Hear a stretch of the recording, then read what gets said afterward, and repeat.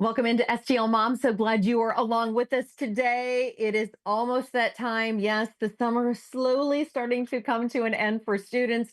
Illinois schools, they're starting back on Monday, and then most Missouri school districts start back the following Monday on the 18th. So the clock is ticking, and it means a lot for both students and parents. And kind of depending on the age of your kids, is perhaps going to explain the stress level, anxiety, or maybe relief for parents and also for students. And we have someone great joining us. She's the author of Own Your Power Within. Laura Stoya is joining us.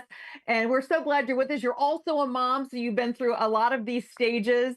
Thank you so much for being with us on STL Moms today. Oh, thanks for having me, Margie. It's really nice to be here with you and talking about these important issues. Yeah, absolutely. What was it like for you, Laura, during back to school time? Oh boy. So I have three kids and they're all 2 years apart. So you can imagine, just the energy and everything going on. And so they're hectic moments for sure. Hmm. We have to have our schedule pretty well set and all of these things. Absolutely. And you have some advice for parents, and I say love this first one because it involves a heart.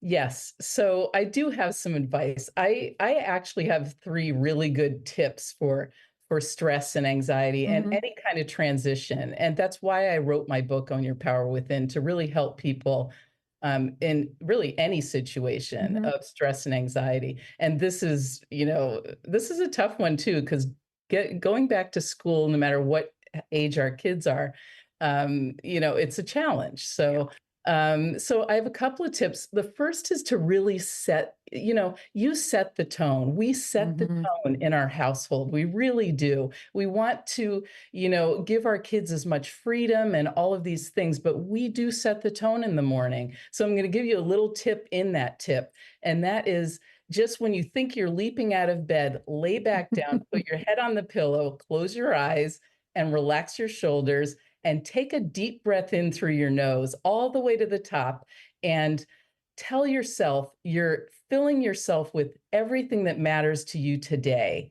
And then when you exhale through your mouth, you're letting go of what no longer serves you or humanity. And it makes a huge difference if you do those three breaths to set your tone for the day before you get up and get into the kitchen with all the kids. So, and it takes less than a minute. So you can't give yourself a minute. You need to. Right. You know, Something's wrong, right? no, Set your right? clock an extra minute ahead, right? Exactly. And so the second tip I have is to offer guided choices to your kids. Mm. We have, in my case, I've got three kids, like I said. But if you offer guided choices, and I mean two choices, so think of two choices to give your kids because that lets them feel like, they actually do have power. It builds trust and confidence, and it matters. It really matters to ask the questions, do you want to wear the blue shirt or the red Mhm. shirt tomorrow? Do you want to have the spaghetti or, we have spaghetti or sandwiches for dinner? Which one sounds good for you? Really just offering two guided choices and coming up with those questions is really important and empowering for you and for them. So, Right. and lastly, you talked about your heart. So Mhm. have heart-centered moments. It's very, very important to have a heart-centered moment. It's good to do it at the end of the day, but any time of day. Ask your kids, what was it that made you smile today? Mm. Stop and ask that. It's a simple question, and then stop and listen. They might say, I don't know or nothing, and just go, that's okay, and just, you don't have to fix anything, just to be with your heart. And you can put your hand on your heart. Let them know, we have energetic systems that are important to understand, just like our physical system. Absolutely. I love that you said you don't have to fix anything because I was just in a conversation and I have two boys and a girl, but my daughter's 19 now. But she said, Mom, every time I talk to you, it's like you have to fix it. You have to give me advice. I just want you to listen. And I was like, oh, and I do that. I don't know if it's just an instinctive mother thing that we feel like they're coming to us for advice. She didn't want my advice. She just wanted a listening ear. Totally, totally. Our kids do want a listening ear. And that's why it's important to take the pauses, like I shared Yeah. at the very beginning, to set your own tone and really manage your own moments. And look, we're busy. We want to fix everything and help our Hmm. kids We have all the wisdom. We've lived life, but we haven't lived their life. They have their own life, and it's sometimes hard to remember that when we're racing through to get them to practice, get them to school and those things. But the more small moments we give ourselves throughout the day, it's going to make a difference in that schedule that you have. So your schedule is boom, boom, boom, boom, boom. Add in those little pauses here and there for your breath, for the moment to remind yourself, you know what? I do have courage. I have a heart. I'm kind. These are just important, like positive affirmations to share with yourself, Mhm. because the negatives come in hard and fast, and they come from our kids sometimes. Just like you're saying, I didn't want you to fix it. I just wanted you to hear me, and then you feel bad, you know? Right, I'm like, "Oh, my bad." Laura, Yeah. take us through, because I think depending on, like I said, the age of your kids, you're going to go through different emotional roller coasters. Whether they're going to preschool for the first time or maybe kindergarten, that they're going off for the first time, perhaps, versus a middle school student versus a high school student versus a college student who maybe moving away from home. Can you just kind of take us through just how we can deal with those different times of our lives? Yes. So honestly, it goes back to asking questions, just think of that second tip. Really ask questions of your kids. Hey, how are you feeling? Do you want to would you like to take a drive by your new school, or do you want to take a walk by there? We can park the car and kind of walk around the neighborhood where the school is. Hmm. Would that make you feel good? I mean, that's for little kids. I mean, that's they're important questions to ask the kids, because they need to know that they to feel empowered Hmm. in their day. Even middle school is a tricky time. Hmm. It's even though they know the kids, they haven't seen them for a while, so there is that energy within. And honestly, eh, talk to your kids about their energetic system frankly, because it isn't something that I learned growing up. I have great parents, they're loving and all these things, but I didn't learn about my energy within, my energetic system. And we have it, to understand that, it's okay to have these kind of butterflies when you're going to school. Ask them what would make them feel good. Would it feel good to go, you know, have an ice cream cone and talk, or do you want to take a walk in the park? I mean, honestly, giving them the choices to answer, or do you just want a quiet moment to think about this, whether it's going to high school and they're starting a new sport or something like that. Do you want to go look at new shoes, for or new sneakers for Hmm. whatever sport, or do you want to go on your own with your friend? Like, I like the choices thing, because it really brings back the trust in you with them, and lets them know that that you really do believe that they have the courage and the strength to manage this Hmm. and What all the about for those parents who are sending their kids off to college? Yeah, Yeah. so again, if you can, not everyone can, but if you can, go on the tour and go. Hmm. If not, thank God there we have video. So, hey, do you want to sit and look at the campus on the video? It's gonna, that might be a fun thing to do. Or hey, you know what? I wonder where where the gym is on the map. Just like I'm telling you, ask the questions and let them answer the questions. It's really, really key and valuable. So for there's a lot of people that can't just go on the college tour. They just, Sure. decided and they got in and they're going for the first time. And again, I'll come back to talking about their energy within. Let them know it's normal to have stress and anxiety. It's how you manage your stress within your system. First, having an awareness that you have an energetic system and a physical system. So while you take care of your body with good food and exercise, take care of your energy within. And so, in my book, Own Your Power Within, I have 7 practices that really work very well, and they're specific and they help Hmm. quickly. So, like laying down and taking that breath. I mean, Okay. if you're sitting up and you have 10 minutes, if you take more breaths, you're going to feel even better. But if you only have a few minutes, it's very helpful.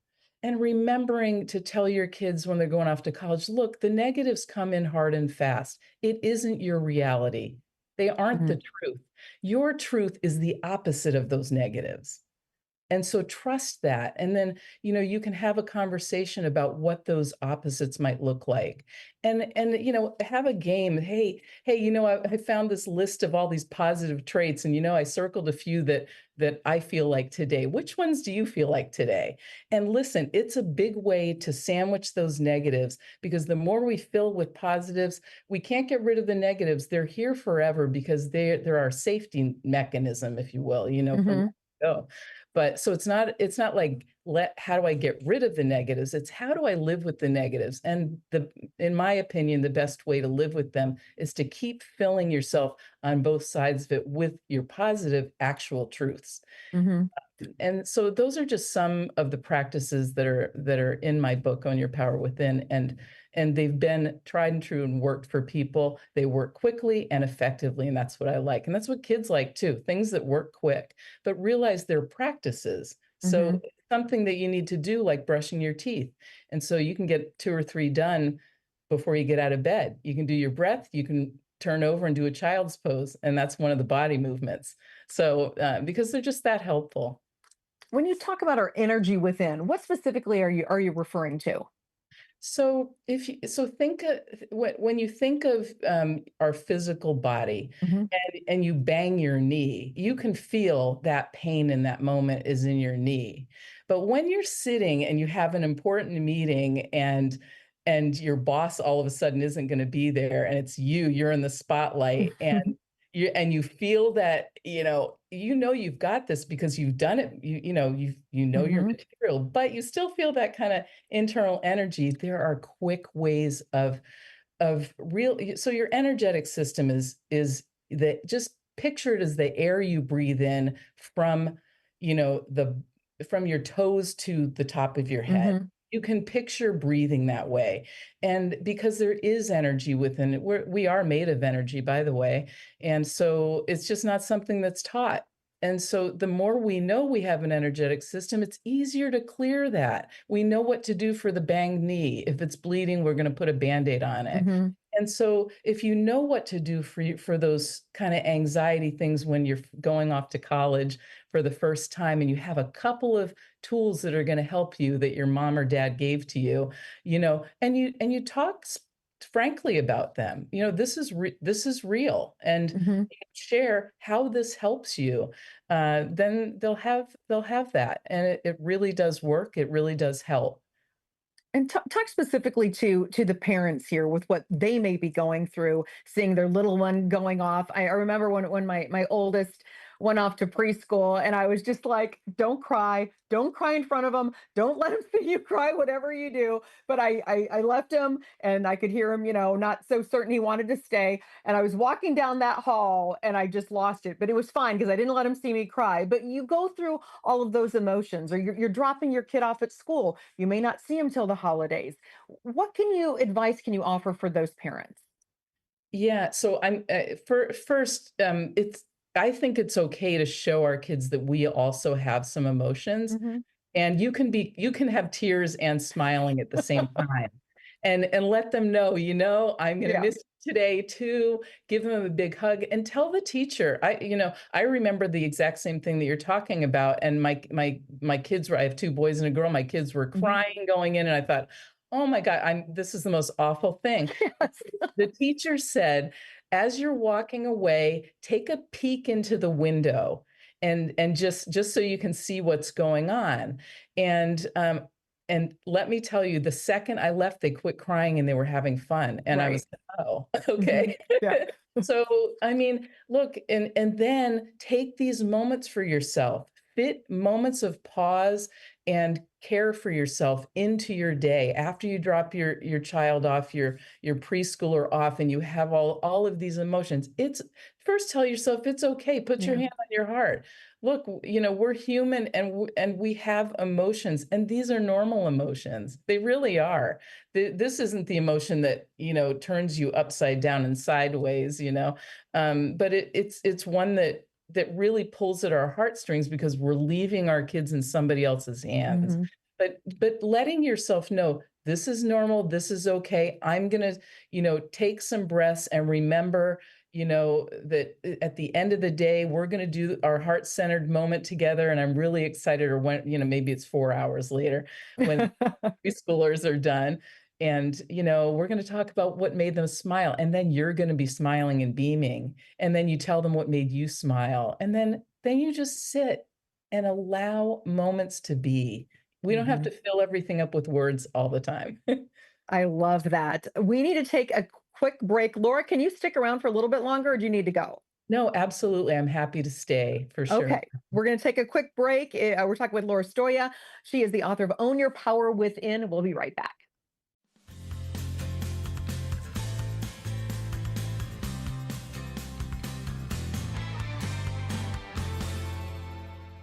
We welcome you back to STL Moms, talking a little bit about back to school and maybe some emotions your kids may be feeling, or you as a parent.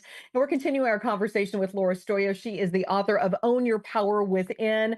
Laura, thank you for hanging around with us. We sure appreciate it. Of course, I'm really happy to be here. These are great conversations and really important conversations to have. Do you have any like mantras? I know you mentioned a couple of rituals that you use that parents can use daily. And also, at what age can we pass those along to our kids? Here there's a few things that you can I think it's important to talk about this now. Hmm. Like I said before, to talk about our energetic system and mindfulness and like what does mindfulness even mean? You know what I mean? I Hmm. mean, like because kids read the word, there's a book or whatever, or they see it, they hear it, and so it becomes meaningless unless there's an actual conversation with parents about it. Hmm. So like understanding like what does this mean? What does all this mean?